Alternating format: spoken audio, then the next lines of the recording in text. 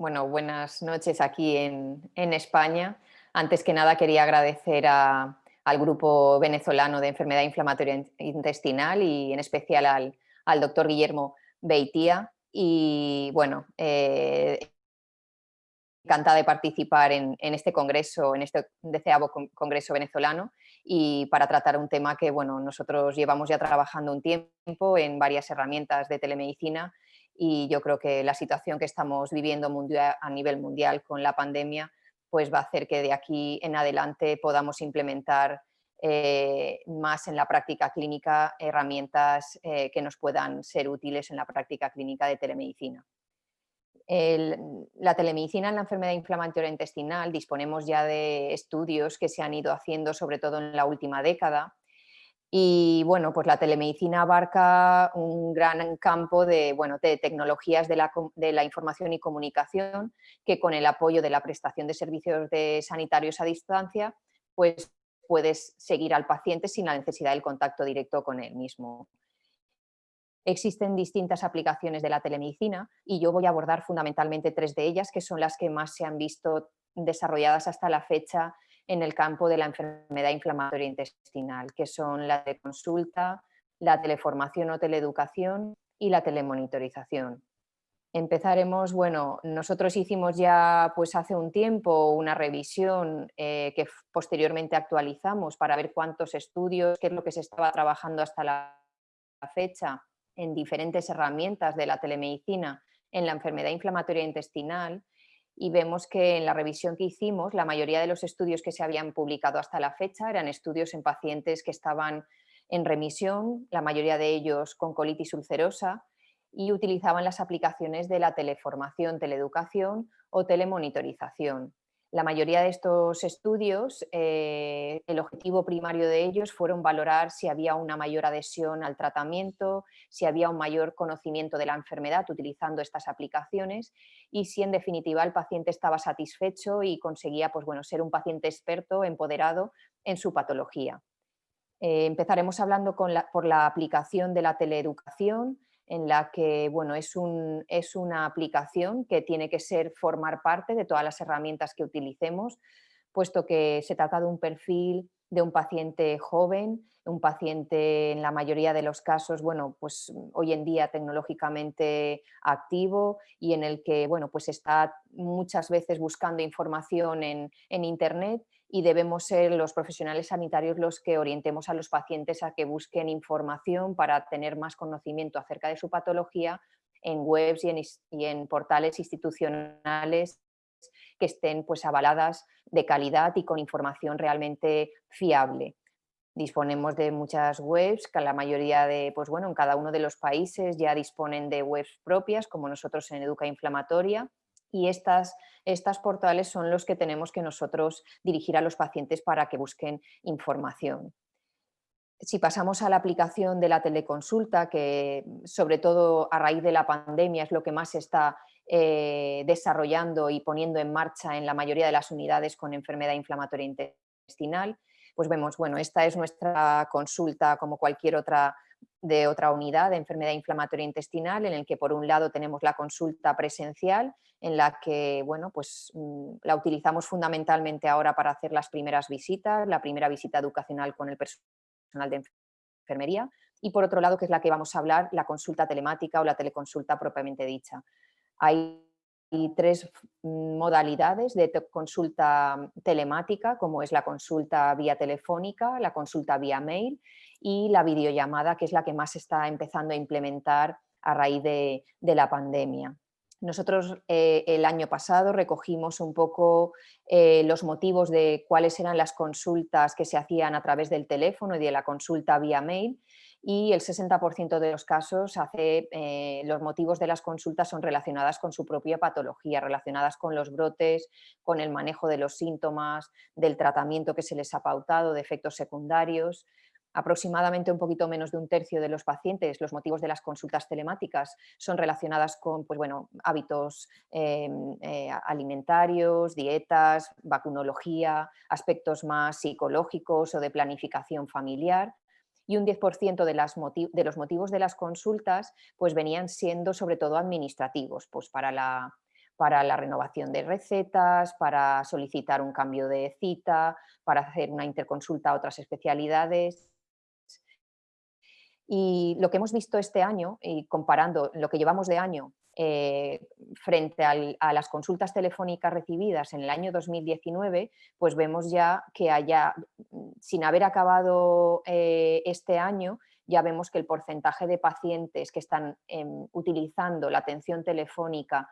comparada con la del año pasado, pues está siendo significativamente mayor.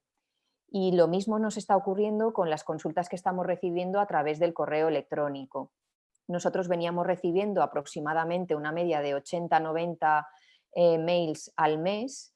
y bueno, pues un poquito menos se envían porque la mayoría de las respuestas de las consultas que realizan sí que se pueden hacer por mail, pero hay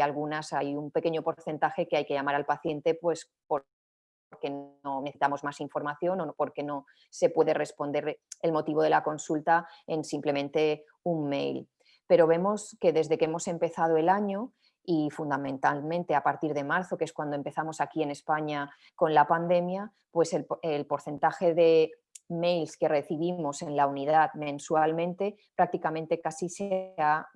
más que duplicado con respecto al del año pasado. Se redujo más o menos en verano cuando el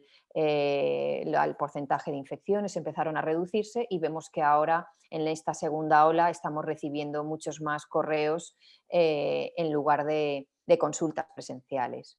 Y nosotros este año estamos, a raíz también de esta situación en la que nos hemos visto obligados, y bueno, yo creo que es al igual que ustedes, a utilizar más los medios no presenciales para evitar que el paciente se tenga que desplazar hasta el hospital, pues bueno, llevamos unas semanas que estamos utilizando ya la videollamada. La videollamada es una modalidad que es la que más se acerca a lo que era una consulta tradicional presencial,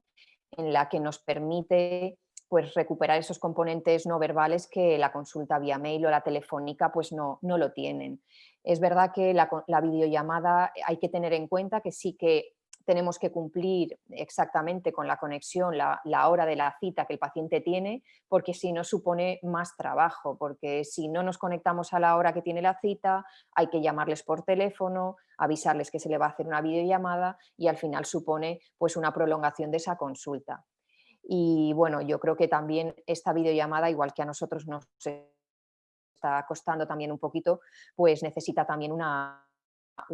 preparación tanto a los profesionales como a los pacientes pues para utilizar este tipo de herramientas y que lo más importante también es que si la videollamada la tenemos disponible tiene que estar integrada en el sistema de información electrónica que se utilice en el hospital para no tener que duplicar información.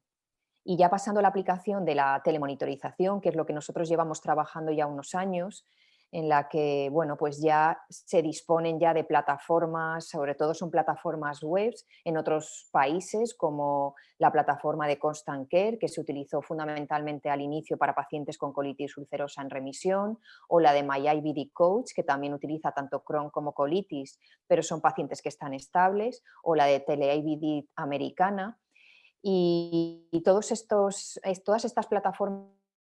que todas ellas han publicado ensayos clínicos para valorar también la seguridad y la eficacia de estas plataformas, sí que se han visto que son eficaces, pero lo que sí que llamaba la atención en la mayoría de los resultados de estos ensayos, que había un porcentaje alto de pacientes que perdían el seguimiento. Y esto es lo que nos ha hecho pensar que probablemente el paciente que está muy estable es el paciente que es más fácilmente que pierda el seguimiento, porque una plataforma si le está recordando constantemente que tiene que entrar pues bueno, a rellenar el índice de actividad y el paciente se encuentra bien durante mucho tiempo, pues es el paciente que va a perder esa adhesión al seguimiento a través de una aplicación. Tenemos otras herramientas como es la monitorización remota de la calprotectina, que esto también nos va a permitir tener un dato objetivo para que el paciente se pueda controlar a través de, pues eso, desde su modo domicilio con plataformas remotas, pero también teniendo datos objetivos como puede ser la calprotectina fecal. Nosotros cuando nos planteamos trabajar y desarrollar una plataforma para el control remoto de los pacientes, pues bueno, pensamos que lo que no había era mucha evidencia del papel de la telemedicina para monitorizar a pacientes con una actividad en ese momento pues moderada a grave, pacientes pues para continuar, para conocer la farmacovigilancia de esos fármacos que acaban de empezar, de inmunosupresores o biológicos, y tampoco había mucha evidencia en ese momento de cuánto de los recursos sanitarios que supone utilizar la telemedicina en el campo de la enfermedad inflamatoria intestinal. Tampoco se sabe si estas tecnologías pues, podrían modificar la evolución de la enfermedad. Entonces, en definitiva, nosotros nos planteamos que podría ser útil las plataformas para el control remoto de pacientes que estuvieran activos, pacientes que vayan a empezar tratamientos con inmunosupresores o biológicos que van a requerir venir mucho al hospital al principio, pacientes recientemente intervenidos o pacientes que tienen el acceso o sus domicilios están muy alejados del hospital de referencia o de la unidad de enfermedad inflamatoria intestinal. Nosotros empezamos trabajando en una unidad de telemedicina que tenemos en nuestro hospital La Fe de Valencia, porque ya disponía de un programa de gestión de pacientes crónicos con enfermedad pulmonar obstructiva crónica, con pacientes con diabetes, con insuficiencia cardíaca, y es una unidad en la que está relacionada el hospital tanto de agudos como crónicos, que está totalmente conectado con el médico de atención primaria y la unidad de hospitalización a domicilio. Cuando este programa se instauró, se realizó un ensayo clínico en el que se valoró si era totalmente eficaz para detectar esas descompensaciones de estos pacientes que bueno, pues tienen un alto riesgo de tener un reingreso por estas patologías, y se vio pues, que, bueno, pues que tenían estos pacientes que se controlaban de manera remota, se mantenían más estables, con mejor calidad de vida, evitaban con esta plataforma reingresos y además tenían más accesibilidad directa al hospital o al médico de atención primaria o a la hospitalización domiciliaria a través de esta plataforma. A raíz de esto, nosotros empezamos a desarrollar una plataforma para el control remoto de los pacientes con cronicolitis, que es la plataforma TECU, de las siglas de telemonitorización de la enfermedad de Crohn y la colitis ulcerosa. Y inicialmente lo que hicimos, una vez desarrollamos la plataforma, pues fue hacer un ensayo clínico piloto en el que comparábamos la rama del control remoto con la rama de atención presencial puramente o complementada con atención telefónica asistida por el personal de enfermería. Los pacientes que incluimos eran pacientes que considerábamos complejos por el hecho de que estaban en ese momento activos y iban a empezar un tratamiento con biológicos, con inmunosupresores, con tratamiento combinado y que además pues, podrían llevar también esteroides. Y vimos que a las 24 semanas de seguimiento había un mayor porcentaje de pacientes en remisión en la rama del control remoto de TECU. No fueron diferencias estadísticamente significativas porque probablemente el seguimiento fue corto y la N de pacientes fue de 63, que era pequeña. Analizamos también los costes, tanto directos en términos de visitas a urgencias, hospitalizaciones, consultas telefónicas urgentes, teniendo en cuenta lo que es el mantenimiento de la plataforma, los costes indirectos como son los que suponen del absentismo laboral o escolar, o lo que supone el tiempo que utiliza el paciente en estar conectada a la plataforma, y se concluyó que además de ser la plataforma ser efectiva para el control de la actividad, también se asociaba a un ahorro de costes de hasta unos $1.100 y $2.500 en comparación con las dos ramas presenciales y telefónicas. Por tanto, dado que la enfermedad inflamatoria intestinal cada vez hay una mayor prevalencia de pacientes con un alto coste, lo que supone tanto los costes directos como indirectos de hospitalizaciones, de fármacos, de absentismo laboral, pensamos que plataformas para el control remoto de pacientes como TECU podrían ser una opción real para la reorganización de las unidades de enfermedad inflamatoria intestinal a nivel nacional. Cuando finalizamos el estudio piloto, lo que sí que quisimos es conocer el punto de vista del paciente, porque es cierto que no tiene nada que ver lo que busca el personal sanitario de datos objetivos para saber si están bien totalmente controlados con la actividad, a lo que busca el paciente, que finalmente lo que busca el paciente pues bueno, es tener calidad de vida, no tener síntomas. Y realizamos varios grupos focales, el primero con pacientes que ya habían utilizado la plataforma TECU y posteriormente 2 grupos focales más con los grupos de pacientes de la Asociación de Cronicolitis de España, la asociación de ACU,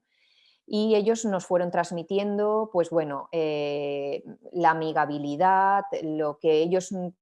pensaban con la aplicación que nosotros habíamos desarrollado, qué es lo que esperaban de ella y qué es lo que cambiarían. Pues bueno, ellos lo que buscaban es que hubiera una comunicación bidireccional, que supieran que detrás está su médico, su enfermero, que fuera segura con sus datos, que le permitiera también esta aplicación ver la evolución de su enfermedad,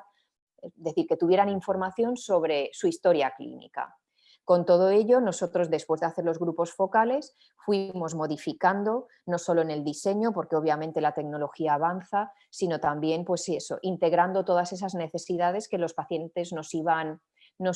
transmitiendo en cada uno de estos grupos focales hasta que finalmente desarrollamos la última aplicación en la que incluimos todos esos ajustes y esa adaptación de las necesidades de los pacientes. Además, la aplicación pues bueno, se centra fundamentalmente en 3 grupos de preguntas relacionadas con la actividad, con los efectos secundarios de los fármacos que están llevando y con la calidad de vida. Y bueno, se preguntan de una manera que es muy fácil para el paciente el seguimiento. Pues bueno, estamos muy habituados al perfil del WhatsApp y bueno, son preguntas que el paciente va respondiendo a cada uno de los cuestionarios de una manera seguida y muy fácil. Además, la aplicación también incluye pues mucha información para tener mayor conocimiento de su enfermedad y nosotros pues bueno, hemos incluido prescripciones de webs que bueno, pues en nuestro caso es la web de GTQ de Educa Inflamatoria, la web de nuestro hospital de enfermedad inflamatoria intestinal o la web de los pacientes de la Asociación de Cronicolitis en España. También hemos incluido artículos que están escritos por propios pacientes y validados también por personal sanitario e incluye también una aplicación que desarrollamos en colaboración también con los pacientes que se llama ConoceI. Es una aplicación de Game Learning que lo que permite al paciente es con autorretos, desde que el paciente es recientemente diagnosticado y se le van haciendo una serie de preguntas cada vez de más nivel hasta que pues, no, el paciente va teniendo más conocimiento hasta convertirse en un paciente más experto. Y de esta manera pues, conseguimos también que tenga un mayor conocimiento. Esta es la versión de lo que nosotros vemos cuando tenemos a los pacientes en la plataforma. Aquí tenemos el registro de todos los pacientes, vemos que bueno, si es un paciente de entrada, todos los pacientes que incluimos son pacientes que están activos porque van a empezar un tratamiento, porque tienen actividad moderada grave y luego conforme va avanzando pues vamos viendo si tienen alertas en función de la gravedad, pues el color va cambiando de roja, naranja, amarilla hasta que entran en remisión verde. Podemos entrar en uno de los pacientes y ver pues, bueno, la evolución de la actividad o de la calprotectina, el tratamiento que lleva. En este caso es una colitis izquierda, pues la localización y ya podríamos entrar y ver pues, bueno, cuándo tiene las siguientes analíticas, los resultados y si nos ha mandado mensajes también a la plataforma. Ahora mismo el proyecto está en marcha un ensayo clínico que es un proyecto de GTQ multicéntrico en el que están participando 30 hospitales de España y en el que, bueno, con esto lo que pretendemos es validarla para cualquier perfil de hospital que tenga mayor o menor recursos, tanto de herramientas como de personal, para ver si podría ser válida para utilizar en cualquier hospital esta plataforma. Es un ensayo clínico que se está comparando el control remoto con la plataforma frente a la rama de presencial y telefónica, que es la práctica clínica que veníamos haciendo hasta la fecha. Pero bueno, todo esto, lo que llevamos trabajando desde hace muchos años, nos seguimos encontrando con las mismas barreras. Barreras que, pues bueno, son barreras que todavía nos queda mucho por superarlas. Es cierto que la oportunidad que nos ha llegado a raíz de la pandemia de la COVID-19, pues posiblemente estas barreras se vayan a ir superando de una manera más rápida. Barreras como pueden ser las del marco legal para que tengamos la seguridad y la fiabilidad de que todos los datos de los pacientes están totalmente confidenciales y no haya ningún problema con la seguridad de esos datos. Problemas que tenemos a día de hoy tecnológicos, porque los sistemas de información hospitalaria que tenemos son sistemas muy robustos, pero las tecnologías son todavía muy básicas, y todas estas tecnologías que hemos ido desarrollando, todas las herramientas digitales, es cierto que son tecnologías mucho más modernas, que son muy difíciles de integrar en los sistemas de información hospitalaria que disponemos hasta la fecha. Y esto es uno de los retos fundamentales para que todo lo que suponga telemedicina no sea un trabajo extra que tengamos que manualmente integrarlo en la historia clínica electrónica, sino que lo podamos hacer directamente en la misma historia clínica de cada uno de los hospitales. Y bueno, yo creo que con todo ello, la pandemia por COVID tenemos que verlo como una oportunidad para darnos esa oportunidad para ir mucho más velozmente superando todas estas oportunidades, de todas estas barreras, puesto que ya hay sociedades científicas que están apoyando la consulta no presencial como parte del seguimiento del paciente, como en práctica clínica veníamos haciendo hasta ahora. Y bueno, yo como mensajes para llevarnos pienso que bueno, todo esto que nos ha llegado ahora son oportunidades, y que ya que los costes de la asistencia a los pacientes con enfermedad inflamatoria intestinal están aumentando de una manera exponencial, sobre todo también por los fármacos que nos van llegando, porque es una patología cada vez más compleja y más heterogénea, la telemedicina en sus diferentes modalidades puede ser una herramienta eficaz para la atención integral de alta calidad del paciente con enfermedad inflamatoria intestinal. Es el momento de implementar un modelo de relación y servicio a distancia, como hemos comentado, que sea complementario, porque no va a sustituir nunca a una consulta auténticamente presencial, pero que esté centrado en las necesidades tanto de los pacientes como de los profesionales sanitarios. Es importante que nos formen y formemos también y eduquemos tanto al personal sanitario como a los pacientes a utilizar estas herramientas. Y bueno, pues la consulta no presencial en sus diferentes modalidades, como telefónica, la videollamada o la vía mail que hemos comentado, son modalidades que de aquí en adelante se van a poner en primera línea a la consulta tradicional que veníamos haciendo hasta ahora presencial, siempre que se garantice pues, la seguridad, viabilidad y flexibilidad para abordar esas diferentes necesidades que tanto los pacientes como los profesionales sanitarios tienen hasta ahora.